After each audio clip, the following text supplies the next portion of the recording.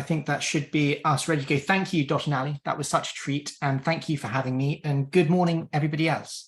And thank you for joining us. My name's Tom. I'm an antiquarian bookseller at Yonkers Rare Books in Henley-on-Thames. And I'm hoping my short presentation here will give you a bit of more understanding about what short form vertical video content is, and also give you the tools to go out and start making great, exciting content about books. I've been making short form vertical video every day for about 2 years now on the social media apps, TikTok, Instagram, Facebook, and YouTube, and have seen firsthand the reach and impact you can have when you share books with the world online.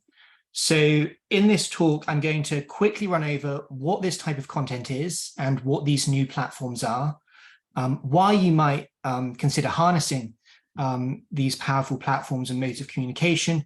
And then the bulk of what I want to talk about is actually showing you how you can create engaging video content about books. So to start with, what's short form vertical video? Well, it's video content that is typically shorter than 2 minutes in length.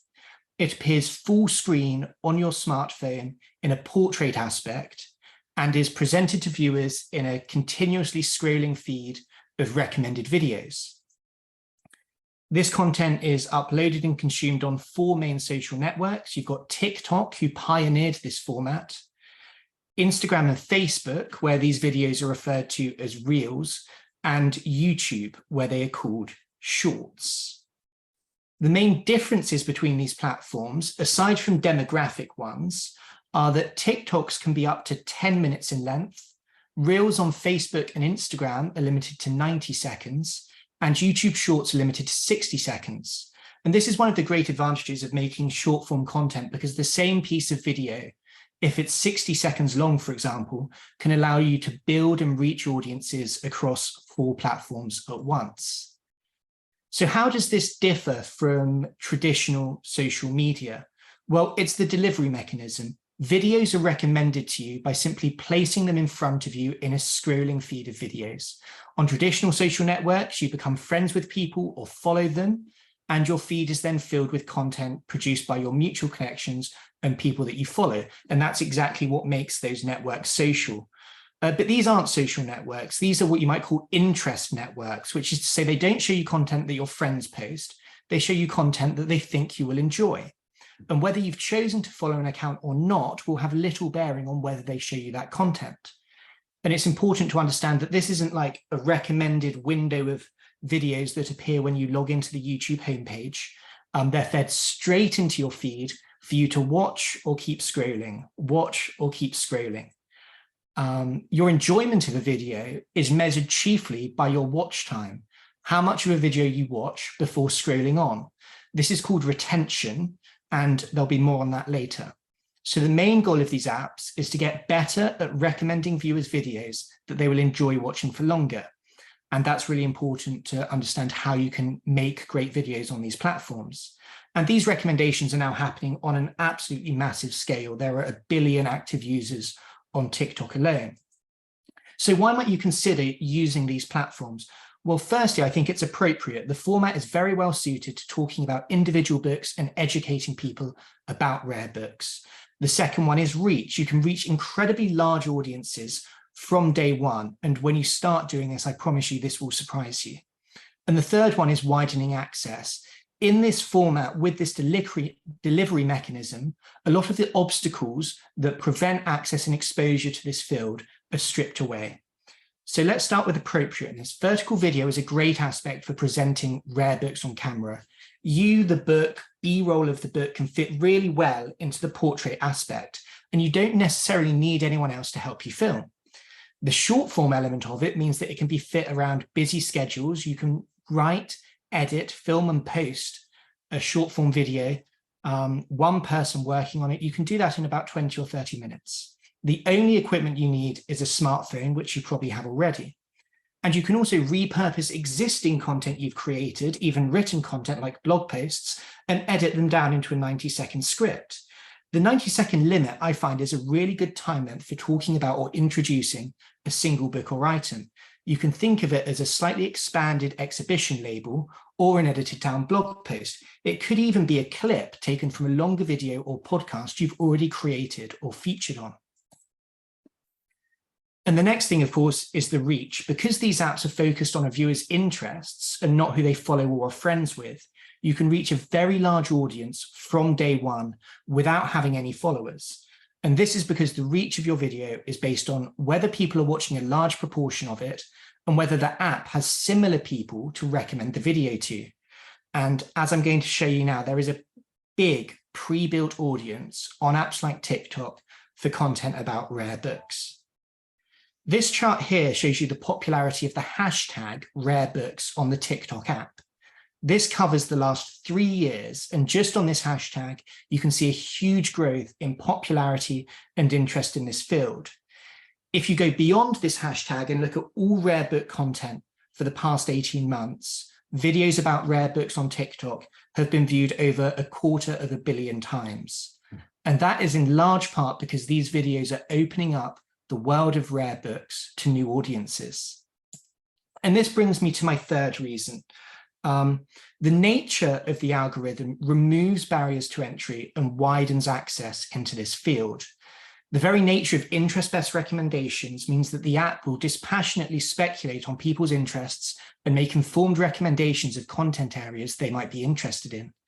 This means that videos can reach individuals and communities directly who might not otherwise have exposure to rare books or have had exposure to rare books before. Also, the way that videos just appear straight into your feed gives you a direct line to them. And if you're presenting yourself and your institution and your content in an open and accessible way, you will have real-world impact. The diversity, for example, of people visiting our booths at book fairs in the last year to 18 months, and this is just anecdotal, but it has increased tremendously across all demographics.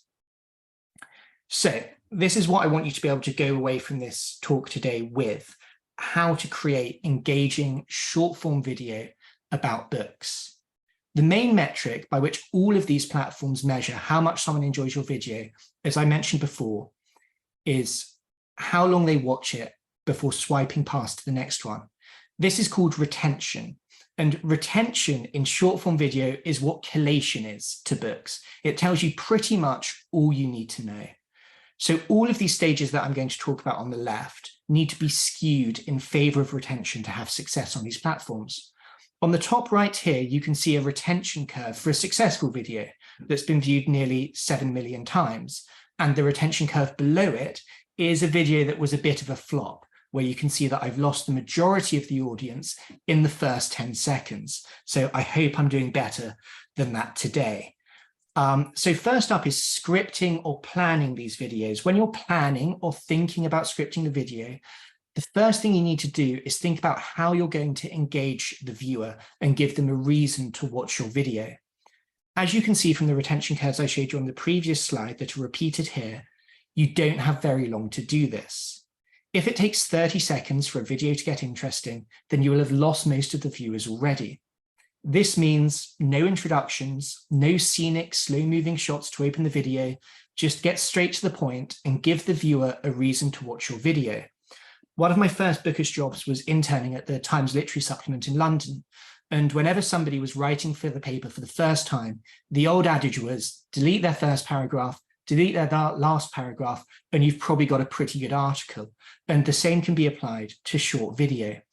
So with that opening achieved, then with scripting or planning the pace of your video, you need to be moving towards a payoff or reveal. So provide historical context, further information about the book, but always moving the video forwards towards that conclusion and essentially fulfilling the promise that you make the viewer in the first 5 or 10 seconds. There are obviously challenges with this format and with such an intense focus on things like retention. And there needs to be a counterbalance to what I spoke about above. Because whenever we're communicating about rare books, whether it's in the trade or in the academy, there are challenges. And one of the biggest challenges certainly is accuracy and responsibility. If I'm posting a video about a book, from our perspective, it's not a catalogue description. It's an engaging introduction to a book or topic. That's about the best you can do in a short form video. But nevertheless, bibliographic accuracy and honesty and responsibility is still paramount over, sensationalizing something in a short format in an attempt to go viral. So that's something that always is in my mind at this stage and is a good counterweight to think about. Next up, filming your videos. When you get started, you really don't need much equipment at all. A smartphone with a front-facing camera is pretty well all you need. You can get a cheap tabletop tripod like this one that I have here. This cost me about literally £6 or £7. And that's all I film with today. Just a camera and a cheap tripod, and that's all you need. You want to make sure in terms of environment that where you're filming's relatively well lit.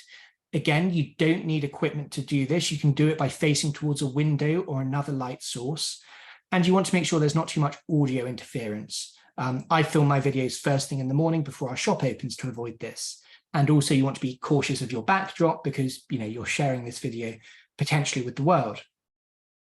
If you're delivering a talking video, you don't need to try and do it all in one take if you don't want to. Ali touched on this earlier. You can just read the script line by line and edit out those gaps later. And this actually really helps with the pacing of the video and with keeping it upbeat, which can help with the retention too.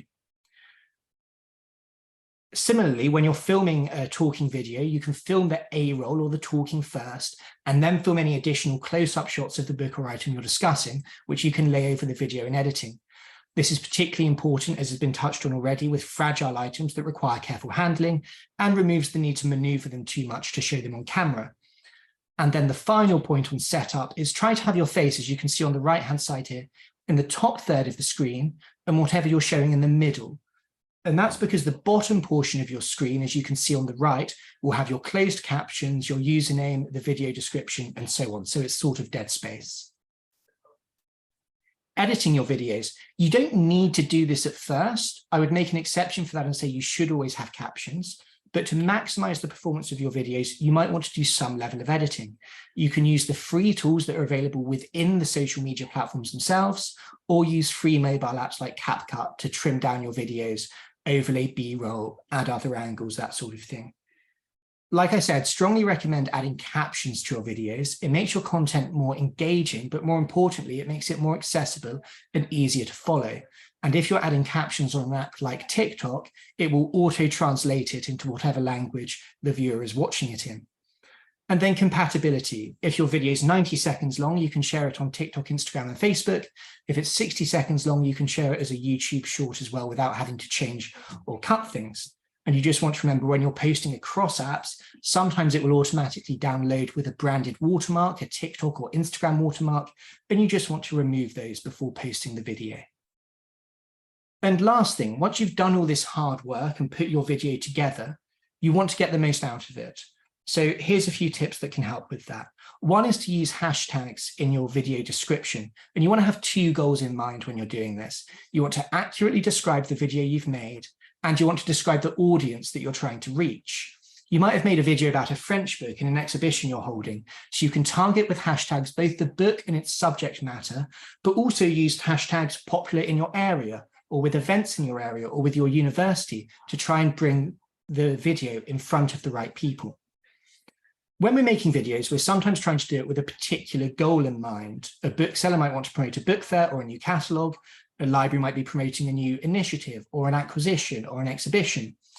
I try to not do any of that didactically in the video itself, but instead make a great piece of content that can stand on its own and then use the video description to direct people as to how they can take action.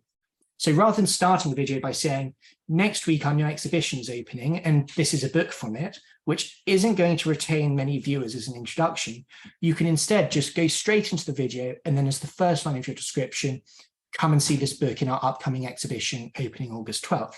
And you can see on the right-hand side here that the first two lines of your video description do get quite prominent billing on the feed. My final piece of advice is to engage. After you post a piece of content, engage with the comments, respond to people, strike up conversations, ask for their views. This really helps you build a community in your comments section, but it also presents you and your institution as open and accessible. And if you're getting the same question a lot, then make a video reply. When I first started making videos, I would get multiple comments on each one about why I'm not wearing gloves. So I made a video explaining it. And now I might get one comment every other month about it. The Huntington recently did a brilliant series of videos showing an object and then explaining why gloves were or were not necessary for handling that object, which is a brilliant example of turning what are sometimes perceived as negative comments into a mass educational opportunity. Thank you everyone so much for listening. That final third of the presentation on how to make short form videos, I've distilled my script into a PDF file. So if you would like a copy of that to help you get started or have any questions that can't be covered in the Q&A, then do feel free to email me.